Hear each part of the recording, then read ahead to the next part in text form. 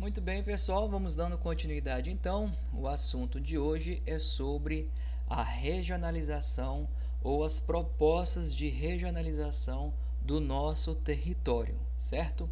Então tá, aqui nós temos o planisfério político, né? Se fosse um mapa físico, você não conseguiria identificar praticamente nenhum país, né? Os continentes, sim, porque você já conhece os continentes. E aí vem a pergunta, né? Um planeta Terra imenso, vários continentes, né? Vários oceanos. Como estudar cada um desses continentes? Como estudar cada um desses oceanos? E aí surgem as propostas então de regionalização do planeta Terra, que nós temos a maior tipo de regionalização. Nós temos os continentes, que são as terras emersas, né, as terras que estão acima do oceano. Então veja que a proposta de regionalização ela é uma invenção do ser humano. Essa invenção sempre é para poder melhor você estudar um local, né? Aqui nós temos o planisfério que mostra as zonas climáticas. Bom, zona, você entende zona como uma região, né? Uma região. Então, o que está dizendo aqui para mim? Que o planeta Terra, devido à sua superfície esférica, devido ao seu grau de inclinação, faz com que esse planeta Terra receba incidência de raios solares em regiões em proporções diferentes. Então, você tem aqui entre o Trópico de Câncer e o Trópico de Capricórnio, aquela que nós chamamos de zona térmica tropical ou intertropical, que é a região do planeta Terra que recebe a maior incidência de raios solares. Você tem as regiões polares e você tem as regiões temperadas. Eu estou utilizando este exemplo aqui para falar que a regionalização ela sempre vai obedecer a algum critério, alguma característica, tá? Por exemplo, aqui eu estou pegando regiões do planeta Terra e separando, estou pegando o planeta Terra e estou separando em porções que recebem incidência de raios solares diferentes. Aqui eu tenho uma imagem, né, aqui onde eu fiz o X, do continente americano, né? E você conhece como continente americano porque você já estudou. Mas onde é que está a América do Norte, América Central e América do Sul? Onde é que está a América anglo-saxônica e América Latina? Onde é que está a América Platina? Onde está a América Andina e tantas outras? Onde é que está a região centro-oeste do Brasil? Ou seja, se você apenas olhar para o mapa físico, é difícil de você estabelecer essas regiões.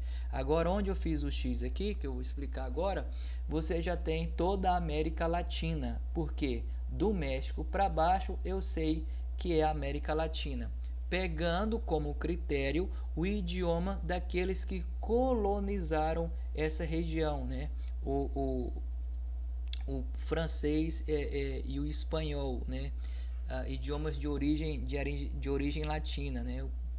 Então veja que o critério que aqui é a origem de quem colonizou, o idioma de origem. No último mapa aqui eu tenho América do Norte, América Central e América do Sul, que vai obedecer então um critério, uma proposta de regionalização de acordo com o posicionamento geográfico, né? Norte, Centro e Sul, ou ainda sobre quais placas tectônicas essas regiões aqui estão. Então, a proposta de regionalização sempre vai obedecer algum critério, alguma característica, tá? Vamos lá, então, a parte teórica. Região, território que se diferencia de outro por possuir características próprias de população, localização, clima, etc. Pode ser qualquer característica. Professor, quem vai decidir a característica? Aquele que está propondo a regionalização, tá? Você está no segundo ano, você está regionalizado. Entende-se que você que está no segundo ano tem os conhecimentos necessários para estar no segundo ano e a idade necessária também. O que é isso, professor? Critérios. Se estivéssemos em sala de aula, pedisse para sentar do lado direito os homens, do lado do esquerdo as mulheres, o critério de regionalização seria o gênero, né?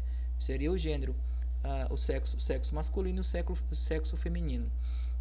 Poderia pedir para sentar de um lado quem tem cabelo curto, do outro quem tem cabelo grande, ou seja, o critério seria o tamanho do cabelo. Se o professor chegasse com as provas, do lado direito aqui vai sentar quem tirou mais de 7, do lado esquerdo quem tirou menos de 7. Qual é o critério? A pontuação da prova. Então, o critério que vai definir o que você vai fazer, a maneira de você regionalizar. Qual a característica, então? O que significa característica?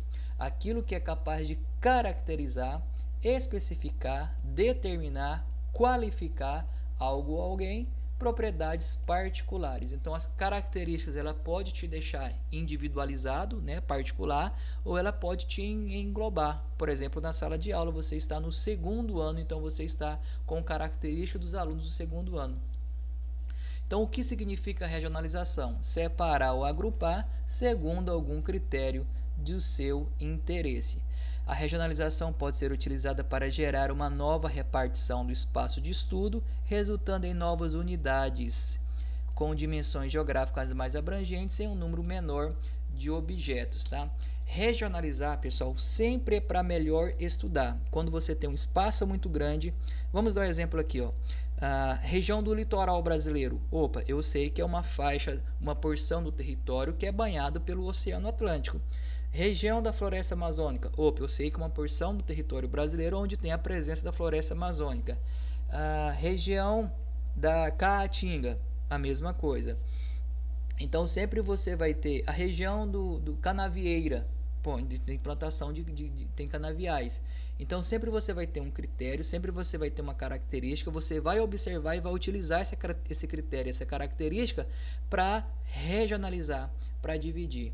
Regionalizar, utiliza isso aqui, ó, regionalizar sempre é para melhor estudar.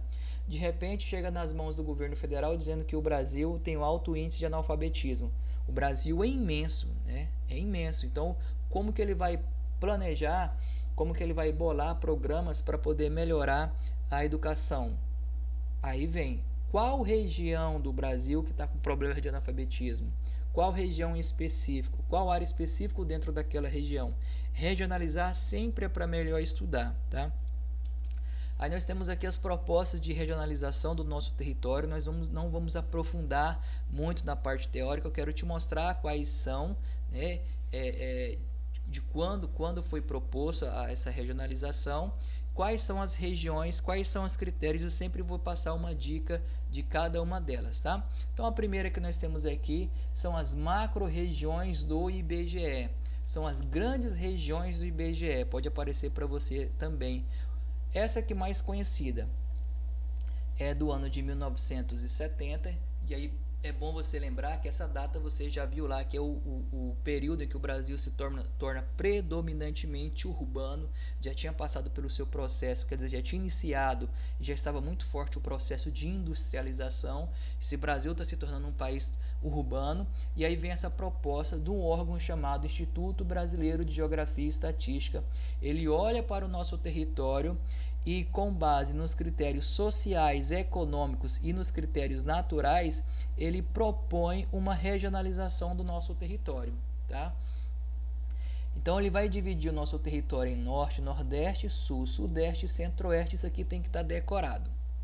Outra parte que te cabe agora, que não é necessário o professor pedir que você faça: saber quais são os estados da região norte, quais são os estados da região nordeste e assim por diante. Professor, é decoreba? Sim, é decoreba. Você é obrigado a saber quais são os estados que fazem parte dessas regiões.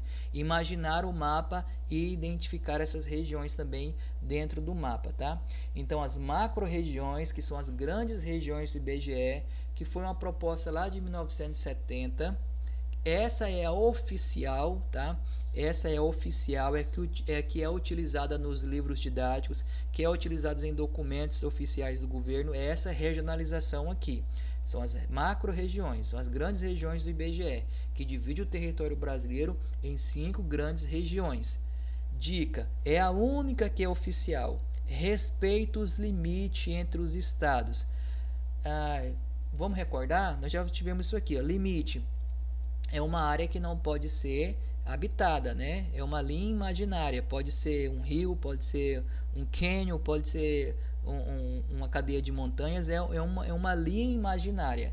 A fronteira, não. A fronteira, ela tem vida, né? A fronteira tem pessoas morando nela. Então, quando você fala assim, que respeita o limite entre os estados, opa, se isso aqui é Goiás, vou colocar a letra G, e isso aqui é Tocantins, pronto, vai respeitar o limite que há entre esses estados. Não vai ter um pedacinho do Tocantins aqui, aí esse pedacinho aqui está querendo vir para Goiás.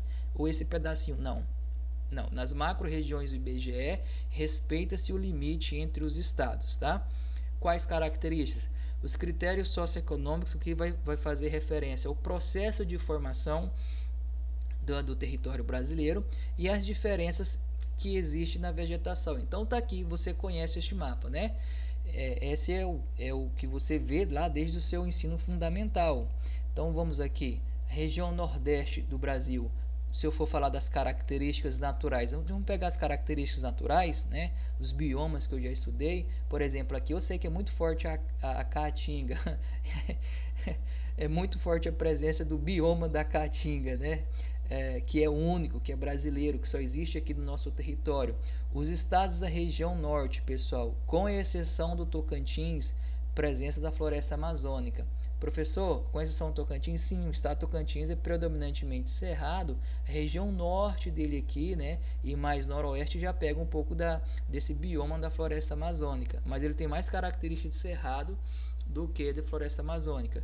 Os estados da região centro-oeste têm a presença do cerrado, sul e sudeste, a presença da Mata Atlântica, os estados da região sul, os pampas. Então veja que eu falei características naturais.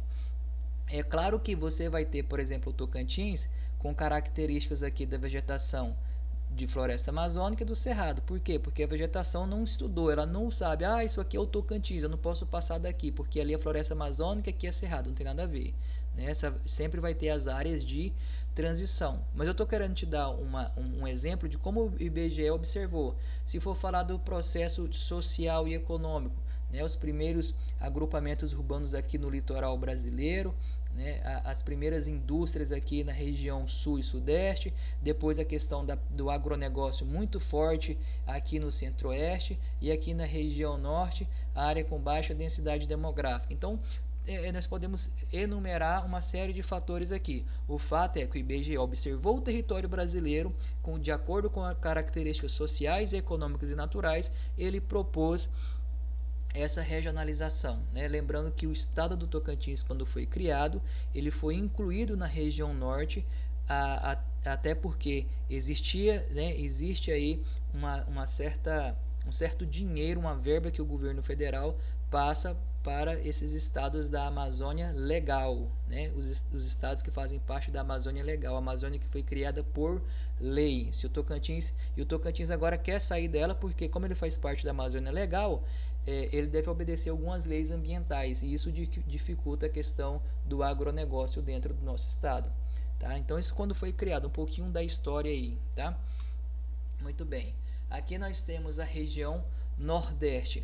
A região Nordeste do Brasil, pessoal, veja só, a região Nordeste do Brasil. Quando eu falo Nordeste, você já identifica aqui de azul que são as regiões do IBGE, tá?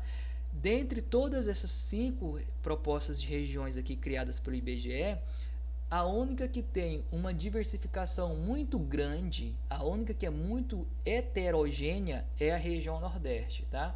Por quê, professor? Veja só.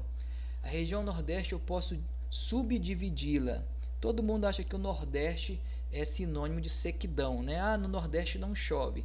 E que é um grande erro que você que estudou geografia física sabe que é um grande erro. Você tem aqui o número 4. Você tem a zona, vou colocar ZM, tá? A zona da mata, né? Que aqui você tem alta atividade industrial. É uma região que chove bastante porque recebe a influência da massa equatorial, que está próximo à linha do Equador, aqui está a linha do Equador, massa equatorial atlântica, a meia. Você já viu isso em geografia física. Chove bastante nessa região aqui da zona da mata, porque até tem a presença da mata atlântica, originalmente falando. Número 3 é a região que chamamos de agreste. Não chove tanto quanto a zona da mata, mas chove também. E onde você tem principalmente aí a agricultura familiar abastecendo aí os grandes centros aqui da zona da mata. Agora chegamos aqui no número 2, no que eu chamo de sertão nordestino. No sertão nordestino é onde você tem períodos de extrema seca. até porque você já estudou e sabe que aqui tem o Planalto da Borborema, uma região de elevada altitude que impede que as massas de ar formadas sobre o Oceano Atlântico carregadas com umidade adentrem a região do sertão nordestino. Passando aqui para o número 1 e a última região é chamada de meio, vou só colocar MN, meio norte. Essa região é o meio norte e faz todo o sentido, né? Está no meio aqui na região norte do Brasil. É uma área de transição. Então, por que eu coloquei esse mapa aqui? Que de todas as regiões brasileiras, aquela que é mais heterogênea dentro do seu espaço físico com relação às características naturais é a região Nordeste, tá? A número 2 aqui, ó, sertão nordestino, né, chamada aí de depressão sertaneja, da famosa Caatinga, é nessa região aqui, tá, pessoal? Muito bem. A próxima proposta de regionalização que nós temos são chamados de complexos regionais ou regiões geoeconômicas, proposta lá em 1967. E aqui já te dá uma característica geoeconômica. Então, uma proposta de regionalização que vai observar principalmente a questão econômica. Vai ser pautado o critério econômico. Quem é o responsável? Pedro Pinchas Geiger. Tá? É ele que vai ser o responsável, o famoso Pedro Pinchas. Qual que é a proposta de regionalização dele? Amazônia, Nordeste e Centro-Sul. Então, o território brasileiro regionalizado em 3 grandes regiões, divididas de acordo com os critérios econômicos. Dica: não respeita o limite entre os estados. Significa que um estado pode fazer parte de 2 regiões ou até mesmo das 3 regiões. E aqui nós temos um mapa que mostra então os complexos geoeconômicos, tá? Os complexos geoeconômicos. Vou fazer a linha aqui, ó, para poder fazer essa divisão. Repare que o Tocantins, deixa eu fazer toda essa linha aqui. Repare que o Tocantins faz parte da região da Amazônia. A região leste-sudeste do Tocantins faz parte da região centro-sul, só não faz parte da região nordeste, né? Ó, o estado do Maranhão faz parte de 2, o Piauí faz parte de 2, a Bahia, Minas Gerais. Professor, por que o Tocantins, por exemplo, a região leste e sudeste do Tocantins, está fazendo parte da Amazônia e do Centro-Sul? Significa que toda essa porção maior do Tocantins que sobrou tem características econômicas próximas aos outros estados da região Amazônia, e essa região mais leste-sudeste aqui do território do Tocantins tem características econômicas mais ligadas ao Centro-Sul. Então, é uma regionalização chamada de complexos regionais ou regiões geoeconômicas que observa principalmente os critérios econômicos. É a regionalização que mais vai sofrer alterações. Se você pegar os mapas mais antigos das regiões geoeconômicas, o Tocantins todo fazia parte da região da Amazônia. Agora, uma parte dele aqui, ó, você pode lembrar, por exemplo, do Matopiba, não é? Maranhão, Tocantins, Piauí e Bahia, né? É Mapitoba, mas Mapitoba fica muito feio, então Matopiba, Maranhão, Tocantins, Piauí e Bahia, que é uma das últimas fronteiras agrícolas do Brasil, que é onde você tem aqui a expansão da soja. É nessa região aqui, então, tem a característica do agronegócio aqui da região Centro-Sul, né? Região Centro-Sul muito forte nas indústrias, muito forte também na agropecuária em geral, no agronegócio, né? E a Amazônia com características aí de população vivendo aí com agricultura de subsistência e etc. Então, voltando, regiões geoeconômicas ou complexos regionais observa as características econômicas. Principal dica: não respeita o limite entre os estados. Próxima proposta de regionalização é chamada de 4 Brasis. 4 Brasis, professor? Como assim? Vamos lá. Os responsáveis são o pai da geografia brasileira, que é o Milton Santos, e a Maria Laura Silveira. Quais são as regiões? A Amazônia,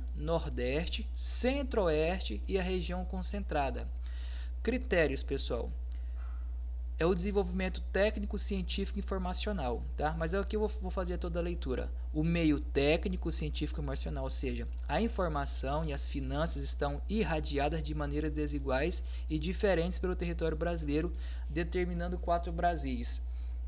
É como se você estivesse na sala de aula e o professor falasse assim, aqui parece que tem 2 segundos anos. Quer dizer, significa que tem um segundo ano aqui que está mais assíduo, assistindo, fazendo atividade, e outro segundo ano que não está com muito interesse. Você já ouviu essa expressão?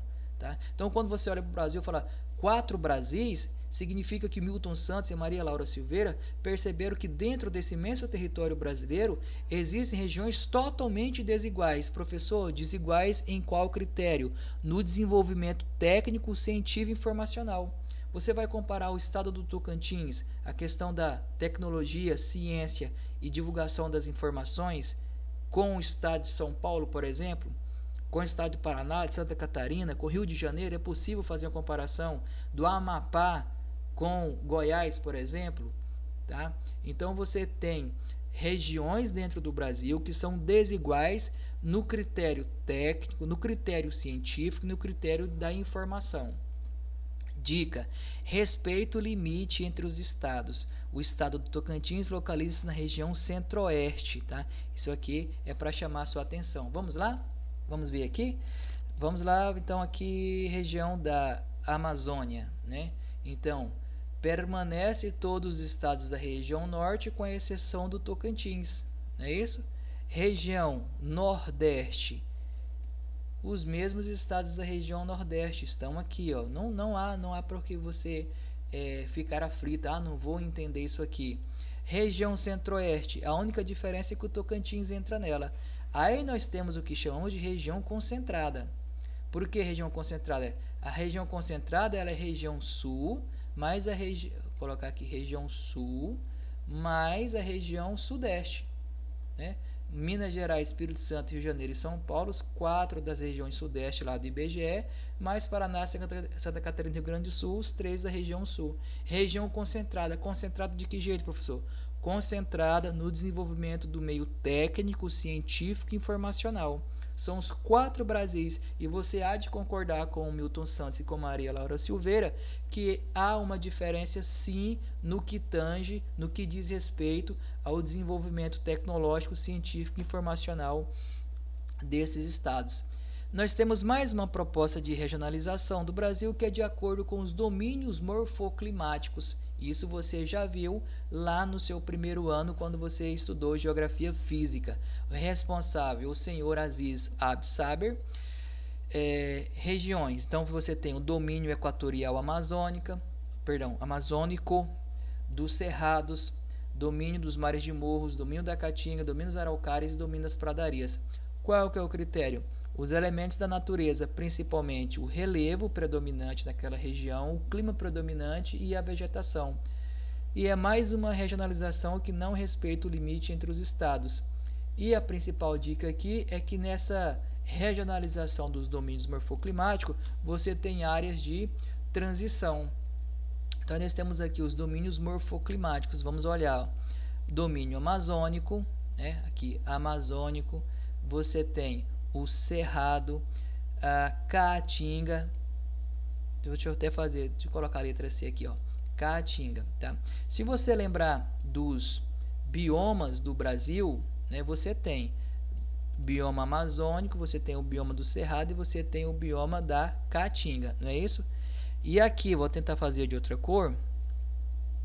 Vamos fazer aqui. Aqui você tem em toda essa região aqui do litoral, você tem a Mata Atlântica e, por fim, você tem os pampas. O que eu fiz aqui? Eu relembrei com você os biomas. Lembra que os biomas, ele olha as características da fauna mais flora. Essas são as características dos biomas. Ao passo que os domínios morfoclimáticos vai observar, além da fauna e da flora, a questão do relevo, a questão do clima e a questão da vegetação. Tá? Clima, relevo e vegetação.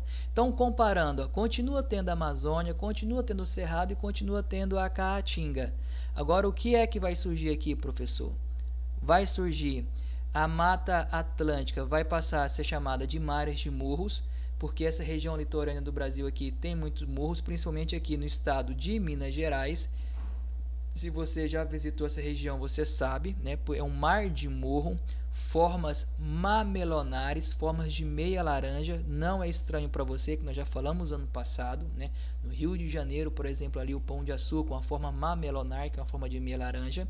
Então a Mata Atlântica vira mares de morros. Os Pampas vai ser dividido em predominância de araucárias e o sul do Brasil em pradarias. E toda essa faixa em branco são as áreas de transição, né? Uma transição entre o Cerrado e a Amazônia, uma transição entre a Caatinga e os mares de morros, uma transição entre os mares de morros e as araucárias e assim por diante. Então é uma proposta também de regionalização, tá? Vamos lá, isso aqui depois você pode fazer uma pausa no vídeo, são as propostas que já tramitaram aqui no Brasil de regionalizar o nosso território, né?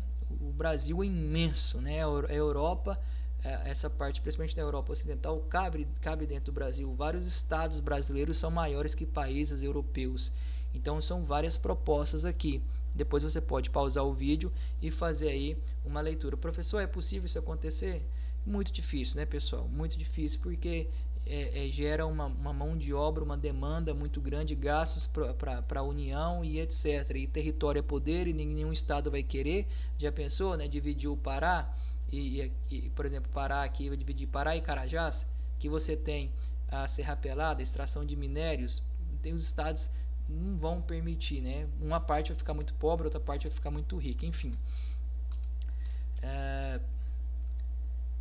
Agora nós chegamos à regionalização mundial, que é chamada regionalização norte-sul, onde o norte é sinônimo de país rico e sul é sinônimo de país pobre, né? O critério, vamos lá, responsáveis, deixa eu mudar a cor aqui, responsáveis, elaborada para designar a atual conjuntura socioeconômica internacional em substituição à antiga visão do mundo em país de primeiro, segundo e terceiro mundo, né? Lembra dessa regionalização? Primeiro mundo os países capitalistas, segundo mundo os países socialistas e o terceiro mundo os países aí que estavam alinhados ou com o capitalismo ou com o socialismo.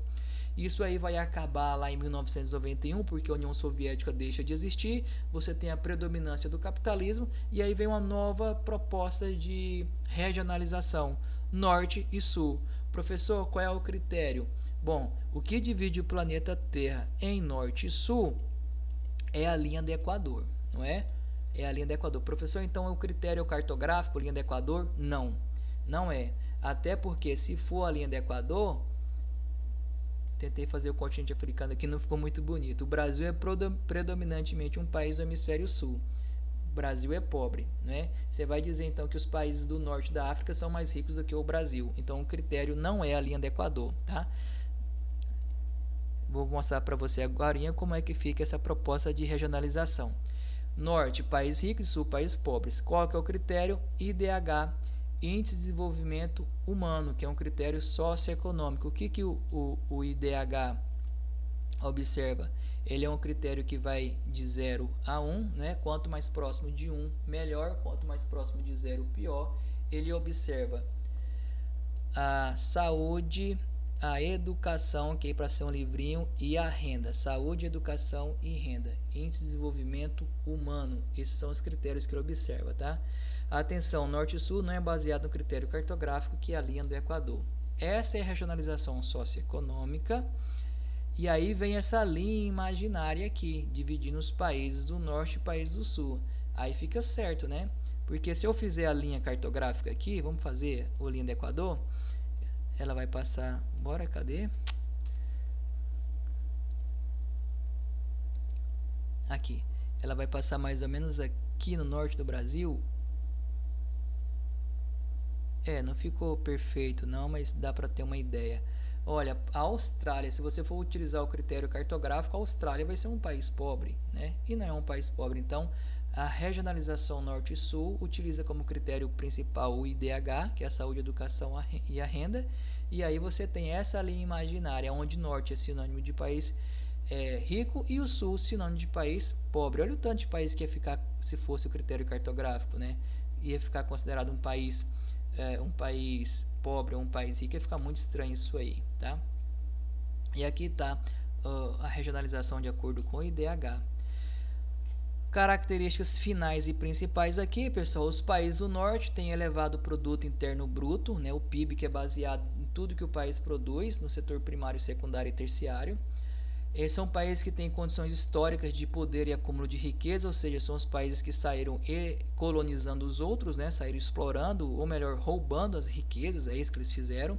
São representados em geral pelos Estados Unidos, a União Europeia e Japão. Os países do Sul, repare se nós temos essas características, pessoal, que apesar de triste pode ser nossa mesmo. Maiores taxas de pobreza, violência e problemas sociais do planeta, situação de dependência econômica decorre dos processos de colonização, imperialismo e neocolonização impostos pelas nações consideradas desenvolvidas. Entre os países do Sul, existem aqueles países chamados de emergentes, que é mais uma proposta de regionalização, que são os países que têm possibilidades de melhorar a sua economia ou que tinham, né? São o Brasil, Rússia, Índia, China e África do Sul.